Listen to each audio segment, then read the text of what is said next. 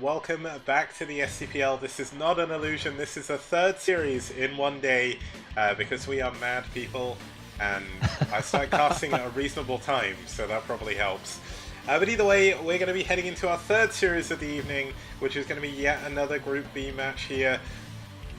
We're going to be seeing DM versus Cyber. Group B, as it stands, Soul Gaming currently 4-0 in their group, much like Naz, undefeated currently with a plus 14 win difference. They have been tearing it up in round number 3. Netball's close behind them, 3-1. RLK close behind them as well. So, and DM or Red even close behind them. So out of all the rounds we've had so far in the STPL, this is definitely the closest. Wait, is it really the closest? Oh yeah, I guess you're right.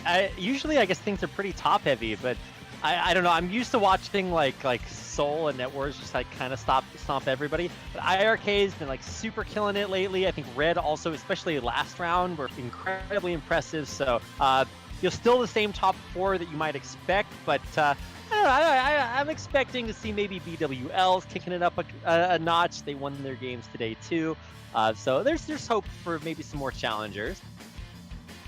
Yep, now just a quick look at the player table as well, just because we're not showing that off so far, not really affecting the teams we've got at the moment, but Yeti, Kogut, Famasi, Ku, Dragon, Cryok, Noob, Dandy, Terra, and Ho, all very, very high up there. Other players getting very close to them as well. So we've had some exciting storylines through the SCPL so far. Just have a quick look at the maps we're going to be seeing here. It's going to be Neo Ground Zero as set 1, Plasma as set 2, Coliseum 2 as set number 3, Benzene as set 4, and Icarus as the ace match. Yeah, Icarus, I feel like is probably the most normal out of all of these games or maps. I guess maybe Coliseum and Neo Ground Zero are a little bit more standard, but certainly Plasma is the weird one. We're going to get to see that every single best of 5, I think. And let's actually have a look at today's match. DM versus Psi. Storm unfortunately have had some very close series, but haven't actually won any of them yet, much like Rev previously. DM kind of sat in the middle of the table, kind of how they have done in round 2 as well. Really strong team, had some very strong opponents though, and they're going to be looking to test their mettle here against Storm. With today's rosters, there's going to be ZVP between Yaj and Headmaster, a PvP between Quanwu and Praise or Praz, a PvZ between Tech and Vesk, and a TvP between Vulture and Grass. Now I do know that there was unfortunately a walkover in this series. I'm not sure which game it was, but while we're going through the series I'll have a look and figure that out, because it would have been reported in the Discord. So all is well and good, we'll figure it all out. Let's quickly introduce our first couple of players. Okay, starting for DM, it's going to be Yaj. Yaj, a very, very strong North American Zerg player, has got a very interesting personality, a really cool guy to like hang around with as well. He was in the FBW Discord for quite a while, did do a lot of stuff with him. Played a good number of games with him as well. One of the linchpins of the DM roster. Unfortunately, not had the not had the best games so far this season. But he's back here again, putting in a lot of effort every single time he plays, and he's going to be up against one of Protoss's strongest one of Headmaster's strongest players in Headmaster. Man, Kicks, it's a rough day for you. I mean, I get that we're doing more series than we've ever done before, yeah. But let's keep it together, man. Let's keep it together. So it's all good. Headmaster doing a really good job. 1 for 1, 4 for 3 as they head into map number 1, which is going to be on Neo Ground Zero. I don't know if you know too much about this map, maybe? Oh, me? I mean, I've gotten a chance to... we played this last round, right? It feels like it's a little bit more familiar to me. I think the biggest thing is that it plays kind of standardly up until you try to take a 4th base, and then it's kind of weird because if you try to take your 4th at either one of the close locations, it's actually really far, at least by ground. So Usually we just see players trying to take other mains, especially if it's Zerg. Yep. Actually, I think the ZVP win ratio here is pretty unique, because I would not have expected it to be this good a map for Protoss to take, because they kind of like to expand linearly from base to base to base, and Yeah. that's really hard to do on this map. Okay, so let's head on over to the game. Let's get started. It's DM's Yaj versus pSi's Headmaster over here on Neo Ground Zero.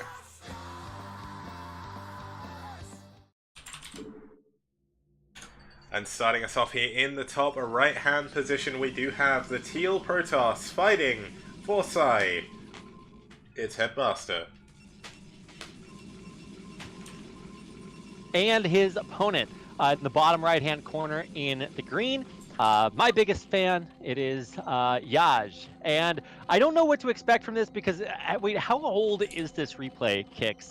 Because I'm not sure if this is before or after Yaj like rage quit the Foreign Brood War Discord, or I'm not sure exactly what his play before. level is at right now. Okay, all right. Before. So we're winding it way back in time, and yeah, I have to agree with Yaj there. Usually he gets good. Oh, he's talking about ping. Oh, okay. Yeah. Well, never mind. Yeah, they're on term rate 24, which is kind of crazy. Headmaster, I believe, is Bulgarian. And Yaj, obviously American, so kind of rare to see term rate 24 in those situations, but cool to see it here.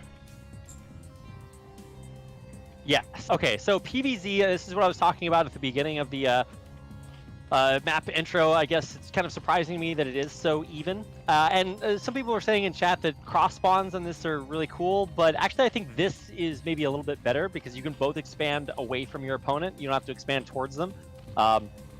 So I think we actually could see quite a long game.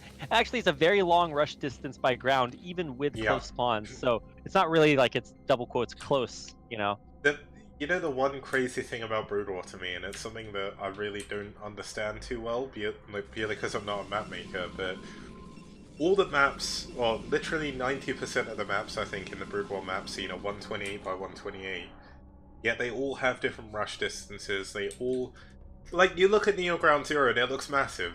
It's no bigger than Fighting Spirit, but it feels bigger. It's so strange. I can't actually understand how or why that happens, but it's one thing that's really, really limited to, like, RTS maps in general, actually, and it's kind of interesting. Well, also, one of the hardest things, especially if you're making 3-player maps, is that the map is square. Like, why can't you just make a circular map? It's not that difficult. I mean, I guess it is difficult from a map making standpoint, but you can make black space that nothing can fly over. Like, you could just make a circular map, but you know, we don't have the technology yet, Kix. We got to get our boy Grant on this. We got to program in some. Actually, I guess it would be. Henrik He's the now. biggest. Henrik is the guy who made SCM draft. Oh yeah, Henrik. He is so unbelievably smart. Henrik. It is unreal how much smarter Henrik is than like anybody else that has ever played. This guy is so brilliant. He's the guy that made it possible to make backwards ramps or reverse ramps. I'm just like, what a god! Like, without him, Brood War would I not can't be even in the position it explain. is. Imagine if Brood War had just only ever had ramps going one way. Like This map wouldn't that's like be a possible. whole other expansion to the game. Yeah, exactly. You like, think about every 4-player map. Like 2 of the bases just get weird ramps. I'm like, okay, sure. Anyway, so he's badass. He and Freakling both be breaking the map maker. I hope that we can see some further innovations, whether it's non-square maps or different map tile set sizes, or even tile sets of their own. I don't know. There's a bright future ahead of us, and I'm super excited to see what it looks like. But for now, we're just having speed in third base on the way for Yaj, and for Headmaster on the other side, he is just further solidifying what was not a Forge Fast expand. It was a Gateway expand, so he's going to be able to defend with Zealots instead of Cannon. And the Zealots, I mean, this is a good position for Zealots. They're going to be running down. There's a good place for him to make a choke. So it's looking pretty good for him. Yes, I concur. It's looking almost as good for him as that cheese roll is looking for you, Kix. It is, yeah, sorry. Got him!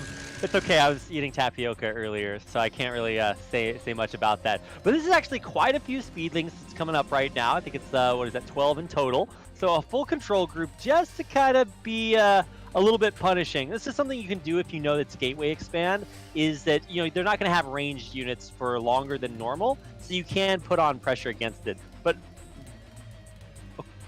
why is he running into the middle of the map with these? I guess he's like trying to hide them. Yeah, maybe trying to hide them, but he knows there's actually nothing outside the base, so not really too Well, sure what his plan is, but he is building a lot of lings back at home as well, going into Hydra Yeah. speed, so it is going to be a Hydra bust. Wow. Yeah, he is going to go for this one right now. I mean, it's not quite your 973 or something like that, but he is really going to commit to this. And this is pretty exciting for me. Oh, maybe it is. Never mind. But this is going to be a really committed aggression. And I think this is cool because you know that your opponent just has a whole bunch of zealots that aren't really doing a whole lot right now.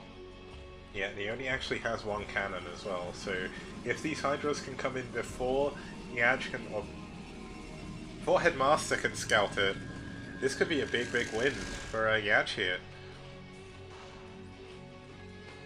I think Yaz is just kind of playing him like a fiddle. There's no scouting information on the other side. Obviously, this is a kind of a downside of Protoss if you do have a later Corsair, and he's going to get a Corsair out, but it's not going to be for a while, right? And I think by that point, it might even be a little bit too late. So here come the Zealots. They're moving out in the Overlord. Oh my god, the Lings! Right as soon as all of his Zealots move out, the Lings run through and kill this cannon. Oh my god, Yaj. What a legend. And he's, man, I can't believe he didn't leave any Zealots back home. Now he's in full disarray. Yeah, he's pulling everything back, and all this does is this buys time for the Hydras to come in. It is going to be a 972, I think it is, so not like ultimate saturation, but still good saturation here to build on a lot of Hydralisks. The Lings getting into the main, not really doing all that much damage. The Probe's doing a really good job defending against this. Headmaster's micro really good. Yeah, I think the worst thing you can do with your Lings is run them into the mineral line. Yeah. It sounds weird because you want to kill probes, but probes glitch out Lings, almost worse than workers glitch out Zealots. It's bad. So I think the better thing to do is kill off some pylons. You can unpower the Stargate for Pete's sakes. There's just a lot that you can do with that. But more importantly now, there's no cannons up, and there's a ton of Hydras about to hit. I think this is going to deal too much damage. Yeah, I think this is going to be the end of the game, unfortunately, but the trouble is there's no scouting information. The Corsair only has now just got in, seen no lair, seen no spire, and seen the Hydralist den, and now he's seen the Hydralist at his wall as well. You can see Yandris trying to panic build cannons, Headmaster's trying to panic build cannons behind this. Can he make this work? Without a forge, there's going to be no more cannons. So it's going to be 3 cannons against all these Hydralists, 4 cannons, not managing to get the 5th.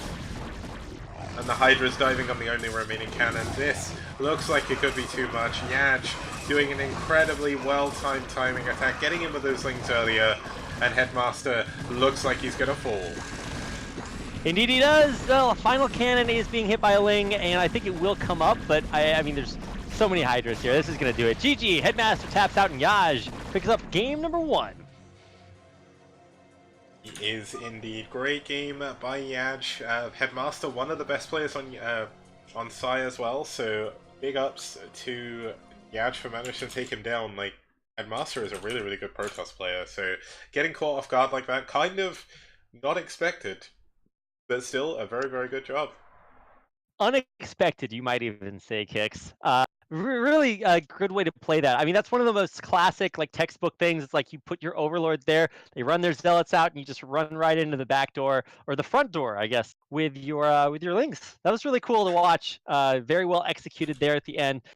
And kind of hard to right the ship immediately after that. So, yeah. Man, we are really kind of powering through our games today. We're already, I guess, almost halfway through our third series. Yeah.